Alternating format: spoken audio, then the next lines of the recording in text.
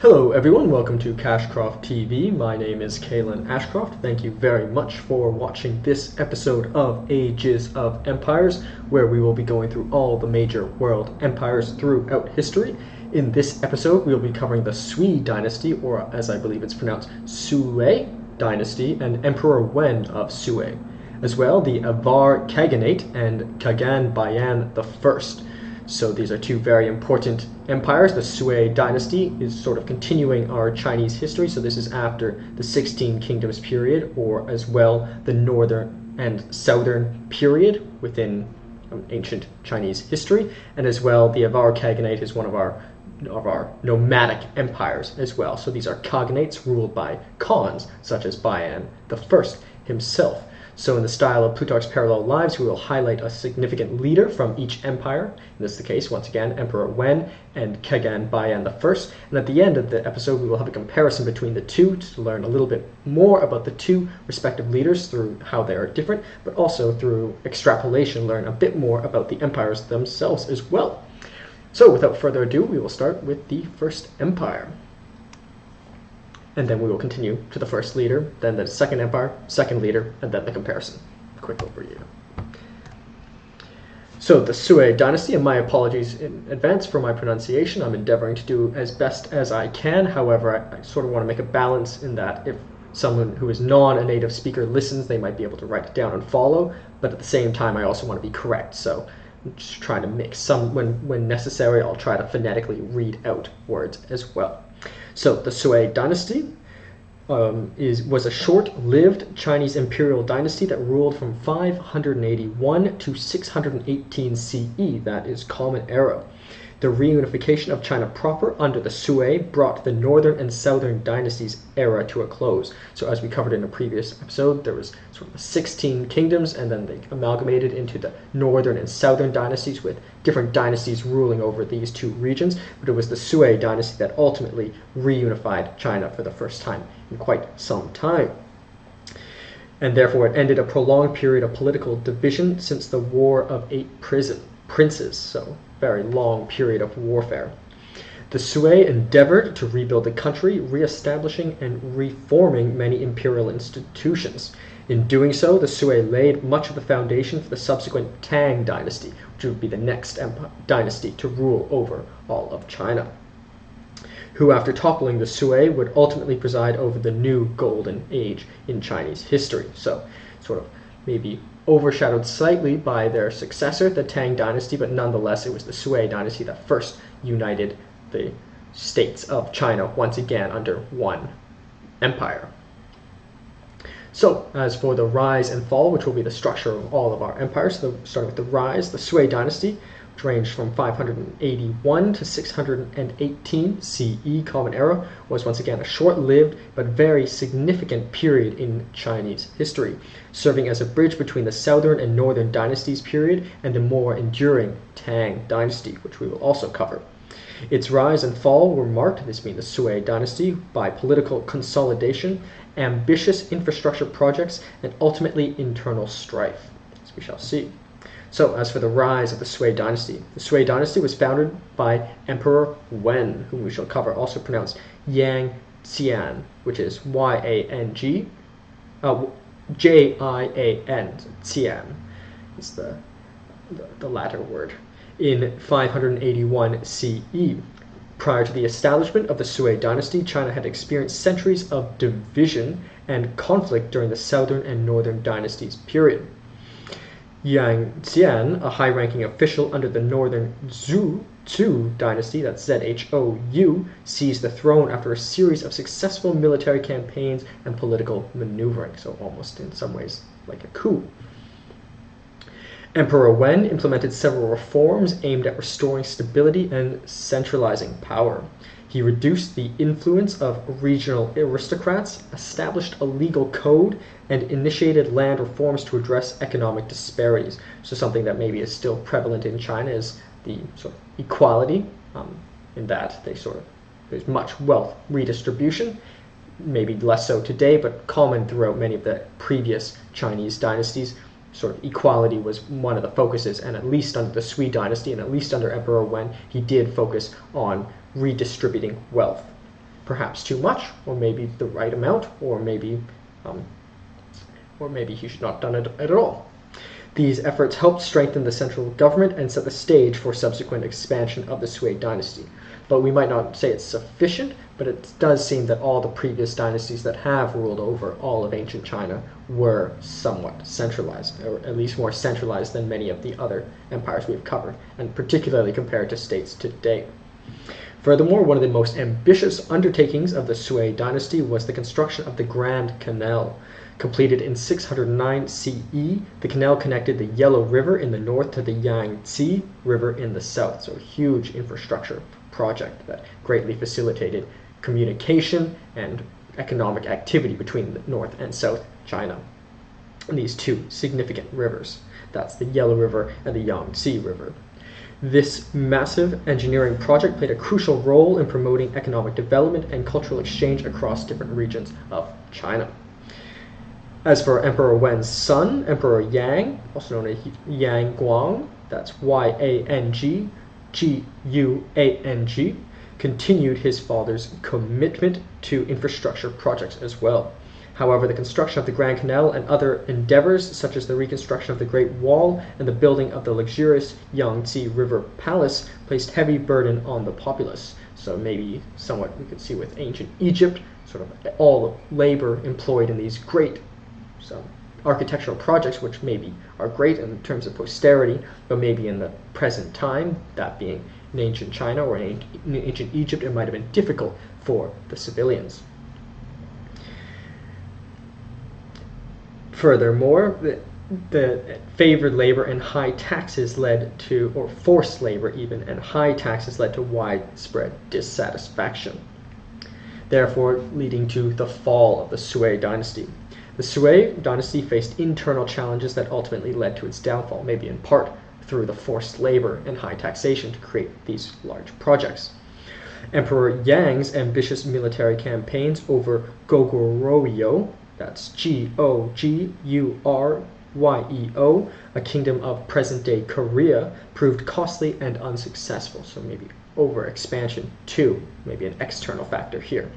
These military failures strained the economy and further increased discontent among the population. So I always do mention sort of the internal and external factors do feed into each other. A weak internal stability causes external threats to be more prevalent, and external threats cause internal strife to be more likely as well. In addition to these external conflicts, internal rebellions erupted due to the oppressive policies of the ruling elite. The most notable rebellion was led by Li Mi, that's L-I-M-I, a disgruntled general who established a rival state known as the Tang Dynasty in 617 CE. So just like the Sui Dynasty itself, the Tang Dynasty came from within its, or the establishment of the Sui Dynasty, it came from a general from within a previous dynasty. So the Tang Dynasty came from within the Sui Dynasty with one of its generals, that being Li Mi. The following year, Emperor Yang was assassinated during a military campaign against the rebellious forces, marking the official end of the Sui dynasty in 618 CE. As for the legacy, despite its relatively short duration, the Sui dynasty left a lasting impact on Chinese history. The Grand Canal, in particular, continued to play a vital role in the subsequent Tang and Song dynasties, both of which we shall cover. Additionally, the Sui dynasty's centralized administrative reforms laid the groundwork for more stable and prosperous Tang dynasty that followed. So maybe they expanded a little bit too quick, but many of the policies and many of their architectural structures were used and necessary for future dynasties. So that is the Sui dynasty more broadly. As for this particular life of Emperor Wen, who we will highlight. So likely the most important ruler of the Sui dynasty was Emperor Wen, whose personal name was Yang Xian. That's once again Y-A-N-G-J-I-A-N. He laid the foundation for the dynasty's, and that's in pinyin, pardon me, or Latin characters, for the dynasty's success and initiated critical reforms that paved the way for the subsequent Tang dynasty. Therefore, we will seek to create a biography of his life to learn more about his empire and about leadership. So, Emperor Wen of Sui, personal name Yang Xian, as mentioned, or Pu Puliuru Xian in Shanbei, which were nomadic peoples that often threatened but were often even intermixed with the Han peoples of China. And it derived potentially from Buddhist terms as well, so his name potentially comes from Buddhist words. Was the founder and the first emperor of the Chinese Sui Dynasty, as mentioned.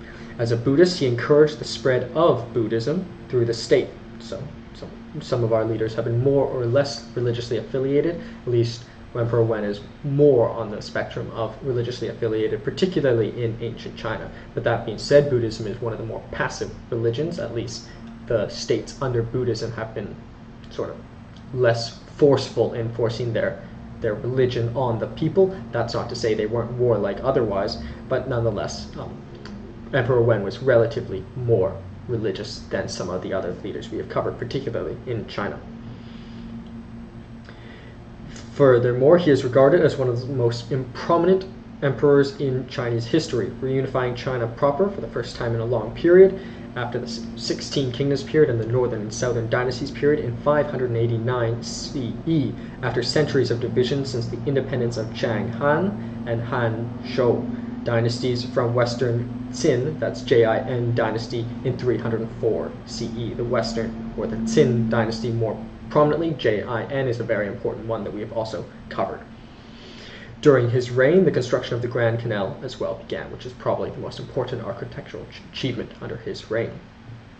So his name, once again, Yang Xian, also known as Emperor Wen. His birth, Emperor Wen was born in 541 CE during the Northern and Southern Dynasties period. So as for his family background, Emperor Xian came from a prestigious background. Some come from more or less success, but at least he didn't necessarily come from a ruling dynasty, but he did come from a very successful or prestigious family. His father, Yang Shong, that's Yang Zhong, served as a high-ranking official in the Northern Wei dynasty. Yang Xian himself married into the ruling family, further solidifying his political connections. So he did marry into the royal family as well. But he wasn't necessarily born into the royal family, but close enough. So some of our leaders came from nothing, some came from everything. He's sort of closer to the top. Furthermore, as for his early career, Yang Xian's early career was marked by his service in various government positions. He gained recognition for his administrative skills, and his career continued to ascend during the turbulent times of the Northern Qi, that's Qi, and Northern Shu, that's Zhou, dynasties. His reputation was as a capable administrator and military strategist grew. So sort of during this Northern and Southern period, he established a name and reputation for himself, also marrying into one of the ruling families. As for his establishment of the Sui Dynasty in 581 CE, Yang Xian seized the throne, proclaiming the establishment of the Sui Dynasty, much of a coup almost, and adopted the imperial title of Emperor Wen. His rise to power marked the reunification of northern China after centuries of division during the Southern and Northern Dynasties period. As for his reforms, Emperor Wen initiated a series of crucial reforms aimed at stabilizing the empire, improving governance, and fostering economic prosperities. Some of the key reforms included his legal code. Emperor Wen established a legal code known as Da Sheng Code, which is D-A-Z-H-E-N-G, code, which was aimed to standardize the laws and ensure fair and consistent justice throughout the empire. So maybe they might have been harsh, maybe they might have been tough, but at least they were consistent across the empire, which created reliability and therefore promotes in some ways economic activity through having at least expected outcomes. As for his administrative reforms, Emperor Wen implemented changes in the administrative system aimed to reduce the power of regional aristocrats and strengthen the centralized authority. So many of the stronger, more imperial states have declined because they lost that centralized authority. And at least for Emperor Wen, he knew that centralization was at least powerful for his empire at the time, as evidenced by its success under his leadership. This included the appointment of officials based on merit rather than hereditary privilege as well. China today is often considered a technocracy, where those, or a meritocracy, those with the most skill rather than lineage or birthright, rise to positions of power. So something that's dates back to the Sui Dynasty, perhaps even. As for his land reforms, Emperor Wen addressed economic disparities by implementing land reforms, redistributing land to alleviate the burden on peasants and reduce the influence of wealthy landowners. So land reforms, often land redistribution, it's sort of down the socialism or communist path. However, if there is huge wealth disparity, maybe a certain degree is necessary. And maybe during his time with so many states, so many different ruling aristocrats, maybe it was necessary. Although later down the line, ultimately there were revolts in the Sui dynasty, so maybe he started the momentum in the wrong direction. Furthermore, as for his taxation system, he introduced a more equitable taxation system, easing the economic burdens on the common people, but sort of increasing them on the aristocrats. So once again, redistribution of wealth. As for his construction projects, as alluded to, Emperor Wen is perhaps best known for his ambitious infrastructure projects. The most notable among these was the construction of the Grand Canal connecting the Yellow River and the Yangtze River, completed in 609 CE. The canal facilitated transportation and trade, contributing to economic development and cultural exchange, so hugely important. Quick anecdote, in Gulag Archipelago, in Book 2, there's a big discussion about the construction of the two great canals during the Soviet Union, and under Stalin particularly, but Alexander Solzhenitsyn says that they built an Egyptian scale project, but using outdated technology. So nonetheless, building this canal at this time is relatively more impressive, even if the same canal were to be created today. So this canal is an absolutely impressive project. As for military campaigns, Emperor Wen conducted several military campaigns against various regional powers, including the Chen dynasty, that's Chen dynasty, in the south, and the Goguryeo kingdom in the northeast, in modern-day Korea. These military victories further solidified the Sui dynasty's control over a unified China, but later their failures against the Goguryeo kingdom would ultimately lead to, in ways, just part of their demise under later rulers of the dynasty. As for death and succession, Emperor Wen died in 604 CE and was succeeded by his son, Yang Guang, who became Emperor Yang. While Emperor Wen's reign was relatively short, lasting only 23 years, his reforms and achievements set the stage for the subsequent Tang dynasty and subsequent rulers within the Sui dynasty as well, which is considered one of the most prosperous periods in Chinese history, considered one of the golden ages of Chinese history. But the Sui dynasty wasn't necessarily considered one of the golden periods, but I think it should deserve at least the acclamation for unifying China for the first time in hundreds of years. Emperor Wen's legacy endures through his contributions to governance, legal systems, and infrastructural development, and as well taxation policies and redistribution of wealth. So very fascinated and nuanced leader, whom we will discuss more in the comparison to come.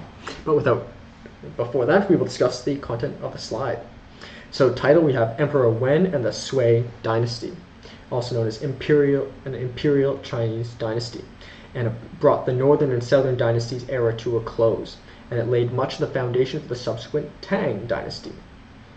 A significant leader we have is Wen Empire, Sui Dynasty, period 581 to 618 CE, Common Era.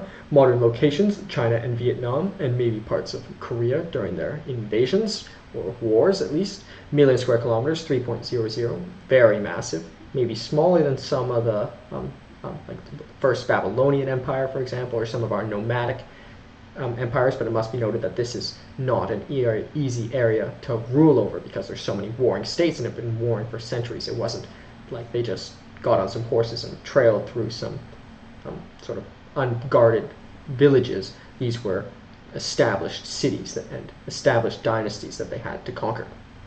So, and 3.00 is still one of the larger empires that we've covered so far, which is the equivalent of 1.16 million square miles. Percent of the world, excluding Antarctica, 2.23%. Once again, some of the more contested areas of the land at the time. The government was a monarchy, hereditary. Common languages was Middle Chinese. Religion, Buddhism, which was in part brought by Emperor Wen, who was a Buddhist himself. Taoism, Confucianism, Chinese folk religion, and Zoroastrianism. The population was likely in tens of millions. Pardon me.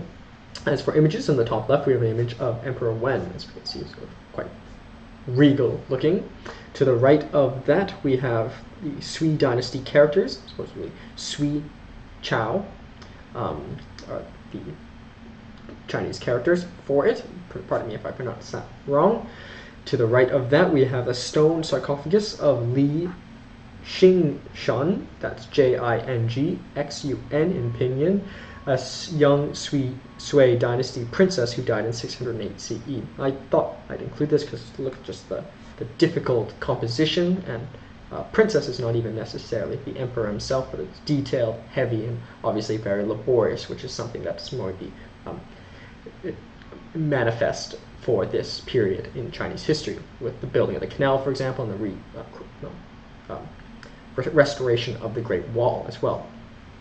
Below that, we have from the tomb of Anbei panel showing a Sui Dynasty banquet with a Sogdian dance and music in 589 CE. So despite the tumultuous times that preceded it and during it, they still had times to have quite good celebrations. And unlike many of the empires that we've covered, those in China, they seem to glorify these sort of parties that they have and have these party paintings, which is not necessarily very true for other empires that we cover in other geographies.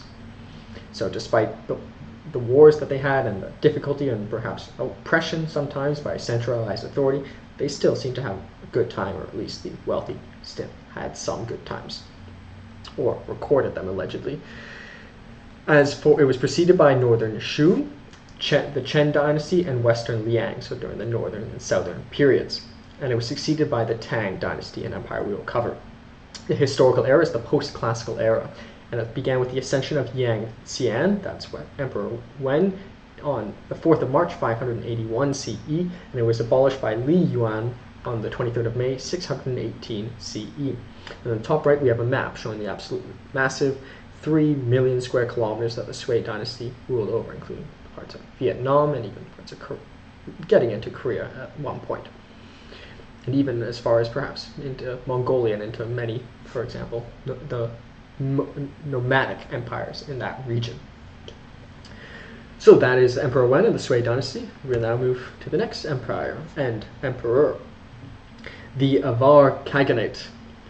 So the Avar Khaganate was a nomadic confederation that emerged in the Eurasian steppes during the late 6th century and played a significant role in the political landscape of Eastern Europe for several centuries. While the detailed historical records are unfortunately limited, being a nomadic and peoples, we will therefore still endeavor to seek a history of its rise and fall. So the Pannonian Avars, also known as, were an alliance of several groups of Eurasian nomads of various origins. The peoples were also known as Obri in the Chronicles of Rus, or Aboroi, or Varchonitai, or pseudo-Avars as well in Byzantine sources and the Apar. To the Goat Turks they were referred to as Apar as well. They established the Avar Khaganate, which spanned the Pannonian Basin and considerable areas of Central and Eastern Europe from the late 6th to the early 9th century. So a nomadic empire. We've covered a few before, such as the Wen Khaganate. Sort of one of the famous ones many people know about later is Genghis Khan, for example, but he came many years later. So these nomadic emperors should be at least any appreciation that can be given later to Genghis Khan was achieved many times earlier, for example with Bayan the First, as we shall see. So as for the rise of the Avar Khaganate, the Avars first appeared on the historical records in the mid-6th century as a nomadic people of Central Asian origin. The exact origins of the Avars is still debated among historians, however. But they are believed to have migrated from the region from around the Caspian Sea. By the late 6th century, the Avars had formed a powerful confederation under the leadership of a Khagan, establishing a nomadic state that stretched from the Carpathian Basin to the Pontic Caspian steppe, so a very large region they ruled over nomadically, without even a capital city. The Avar's military strength and strategic alliances allowed them to exert control over a vast territory, even ruling over sedentary peoples. They frequently engaged in raids and warfares with neighboring states, including the Eastern Roman Empire, or the Byzantine Empire, the Sasanian Empire, an empire we've also covered, and various Germanic and Slavic tribes, some of which we've covered as well. As for the Avar Khaganate's expansion, continuing with its rise under Khagan Bayan I, whom we will have a specific biography of to come, around 602 CE, the Avar Khaganate reached its zenith. The Avars expanded their influence over a significant portion of Central and Eastern Europe, establishing a tributary relationship with surrounding peoples, so sort of ruling in the way that ancient Athens ruled over, in a tributary system of subordination. So they would sort of let them have some sort of autonomy as long as they provided soldiers or wealth to the Khaganate. Their dominance in the region was characterized by military campaigns, plundering, and the establishment of a powerful nomadic state. So lots of plundering, in some ways abusive maybe to some of the states or peoples they ruled over. The Avars' control over the Carpathian Basin in particular allowed them to exert influence over trade routes and establish a lucrative economic system based on tribute from conquered territories. As for the decline and fall of the Avar Khaganate faced internal and external pressures, as mentioned with all other empires so far, or some have been exclusively one or the other, but it's most common there's internal and external factors, which once again feed into each other, that contributed to its decline. Internally, there were struggles for power among various Avar Khaganates, and discontent among subject populations fueled resistance movements. Furthermore, externally, the arrival of the Turkic Khaganate in the Eurasian steppes created a formidable adversary for the Avars. The Turks, led by the Goat Turks, challenged the Avar dominance and engaged in military conflicts. We've covered the first Turkic Khaganate as well, which I hope you have checked out, or if you have not, I'd be very grateful if you do. Further to the decline and fall, by the late 7th century, the expansion of the Arab Caliphate into the Middle East and North Africa shifted the geopolitical landscape. The Avars faced increased pressure from the south as the Arabs expanded their influence in the Caucasus region. So also Arab pressures as well as Turkic pressures. By the late 8th century, internal strife, external invasions, and the uprisings of subjected peoples led to the gradual disintegration of the Avar Khaganate. So sort of lots of things. Not only are they subordinating people, they were also getting threatened by the external factors. So sort of it was amazing that they were able to hold it together considering the odds against them. Ultimately, by the 8th century, the Carolingian Franks, led by Charlemagne, also posed a threat to the Avars from the west. So now from all angles they were under external pressures, and the Franks successfully defeated the Avars in 791 CE, dealing a significant blow to the once powerful Khaganate. By the late 8th century, internal strife, external invasions, and uprisings by subjected peoples led the gradual disintegration of the Avar Khaganate. The Bulgars under Khan Krum played a decisive role in the downfall of Avars in the 9th century, marking the end of the dominance of the Carpathian Basin. I wonder if Vicktor Krum is named after Khan Krum, Vicktor Krum from Harry Potter, Order of the Phoenix. And he was a leader of the Bulgarians as well, so it fits with Vicktor Krum, but maybe just to help you memorize, it was ultimately the Bulgars who defeated the Avars, not the Carolingian Franks, but the Bulgars gave the final blow, nor the Turkic Khaganate, nor was it the Arabic influences as well, or Arabic threats. As for the legacy, while the Avar Khaganate itself disappeared, the impact of the Avars persisted in the cultural and historical development of the regions they once controlled. The Avars left an archaeological footprint, and their interactions with neighboring cultures influenced the ethnogenesis of the various European peoples. So not only sort of architectural influences, but also genetic influences are still prevalent in this part of Europe and Asia as well. So as for to highlight a specific leader, Khagan Bayan I. So Bayan I reigned as the first Khagan of the Avar Khaganate between 562 and 602 CE. As the Göktürk Empire expanded westwards on the Eurasian steppes during the 6th century CE, peoples such as the Avars, known as the Pseudo-Avars, Obri, Aborai, or the Vatronites, and the Bulgars were migrated into Central and the Southeast Europe. So interesting that the Bulgars, who would ultimately defeat them, came from the same causes. Bayan I led the Avars, along with the many Proto-Bulgarians, into Pannonia, where they established their Khaganate in 568 CE. So maybe even some Bulgarians were included or even ruled under by the Avar Khaganate. Further, the Avar Khaganate, being a nomadic confederation, did not have a single ruler who stood out as the most important in the way that traditional dynastic monarchies did. However, the Avar Khaganate was characterized by a series of Khagans, often belonging to different clans within the confederation, so not necessarily hereditary. And furthermore, however, one influential ruler who played a crucial role during the significant period was Khagan Bayan, the first being the first Khagan of first Khan of the Avar Khaganate. While detailed historical records unfortunately are limited for this leader, we will still try to provide a detailed biography of his life. So his name, once again, is Bayan I. As for his rulership, Bayan I is believed to have ruled during the 6th century, particularly around the first half of the 7th century. We don't know exactly when he was born or died, unfortunately. As for his leadership and expansion, Bayan I is often associated with the expansion and consolidation of the Avar Khaganate. As mentioned before, consolidation tends to be part of the rise of many of these empires. Maybe the cause or maybe the symptom. Furthermore, during his reign, the Avars extended their vast territory covering parts of Central and Eastern Europe, including the Carpathian Basin and the Pontic-Caspian steppes.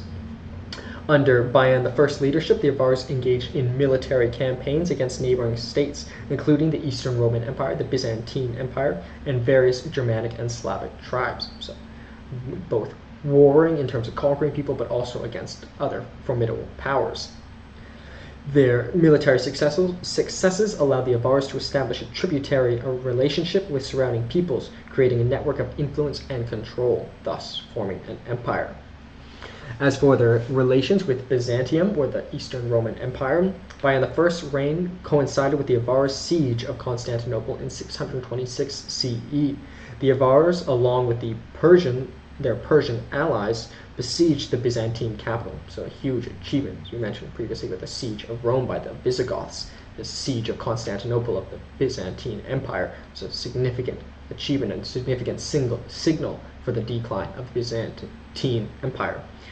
However, the Byzantines, under the leadership of Emperor Heraclius, successfully repelled the siege, but nonetheless they made it all the way there, marking a significant event in the history of the Byzantine-Avar conflicts.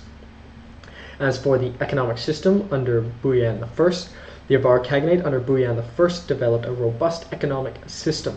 The Avars controlled key trade routes, and their dominance in the Carpathian Basin allowed them to extract tribute from surrounding territories, so much like the Athenian Empire, but also, furthermore, focus on trade, as we can see a parallel with the Sui Dynasty, which we just covered, by having internal trade within their empire promoted. And maybe because they were nomadic, they were quick at moving resources across their territory. Further, the Avars engaged in both plundering raids and the establishment of a tributary relationship, again contributing to the economic prosperity of the Khaganate. But as for his decline and successors, while Bayan I's reign marked a period of Avar dominance, internal and external pressures contributed to the eventual decline of the Avar Khaganate. Subsequent Khagans faced challenges from both rival Avar factions and external adversaries, including the arrival of the Turkic Khaganate in the Eurasian steppes, which we've covered and I hope you endeavor or have checked out, and I'm thankful if you have. By the late 8th century, the Avar Khaganate had lost much of its influence, and internal strife coupled with external threats led to its gradual disintegration. The Bulgars under Khan Krum, once again, played a significant role in the defeat of the Avars, contributing to the end of their dominance in the Carpathian Basin.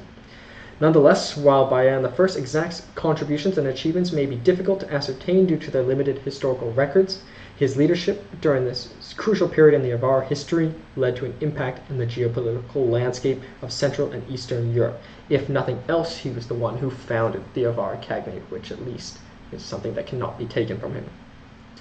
Further, the decline of the Avar Khaganate paved the way for the emergence of other political entities in the region, and also the ethnogenesis of the region. So very influential.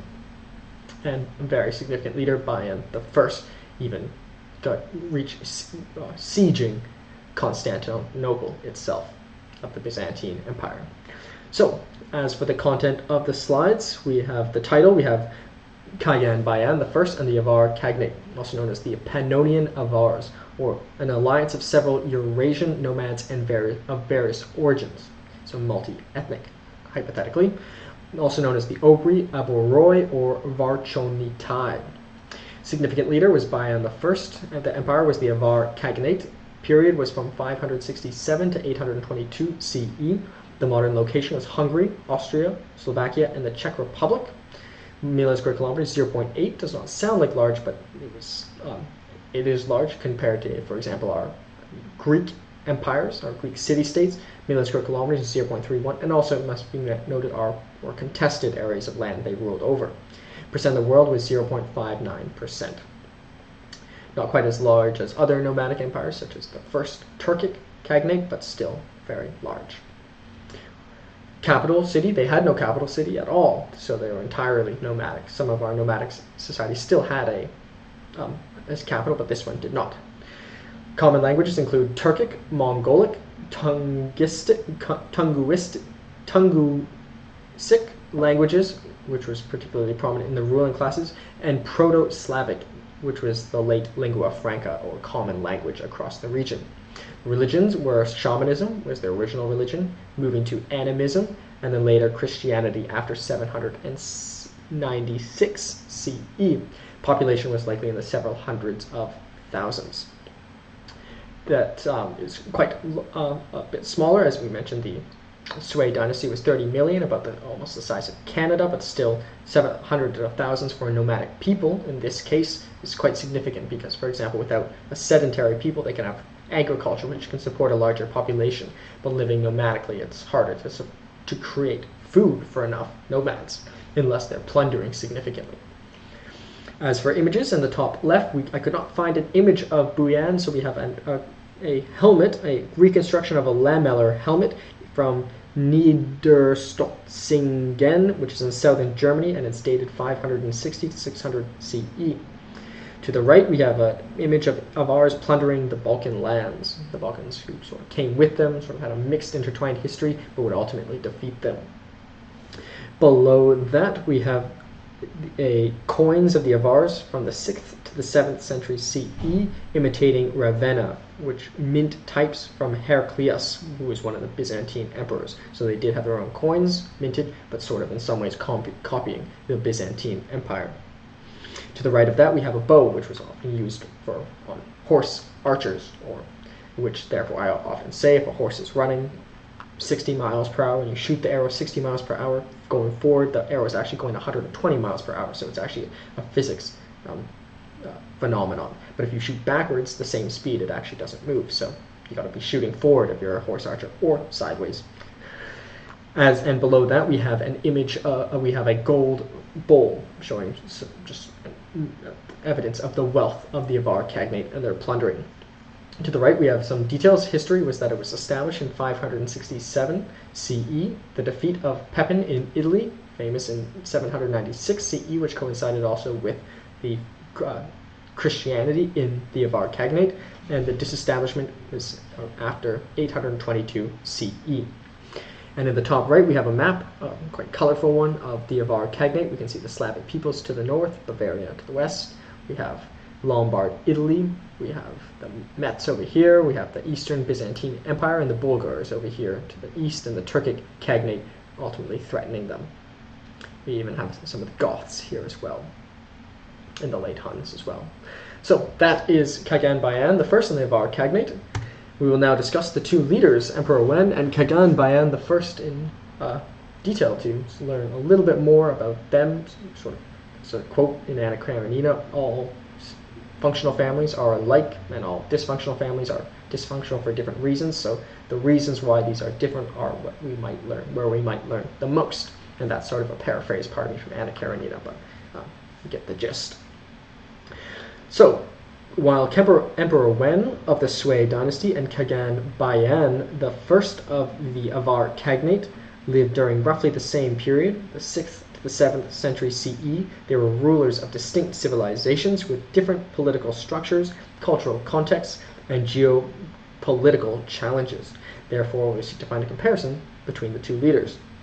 So as for their cultural and political context, Emperor Wen, also known as Yang Xian, ruled over China during the Sui Dynasty, a centralized imperial state with a long history of bureaucratic governance and Confucian cultural influences, but he himself was Buddhist. It must be noted he founded the state. As for Khagan Bayan I, he led the Avar Khaganate, a nomadic confederation on the Eurasian steppes, with a decentralized political structure and a lifestyle centered around nomadism and pastoralism.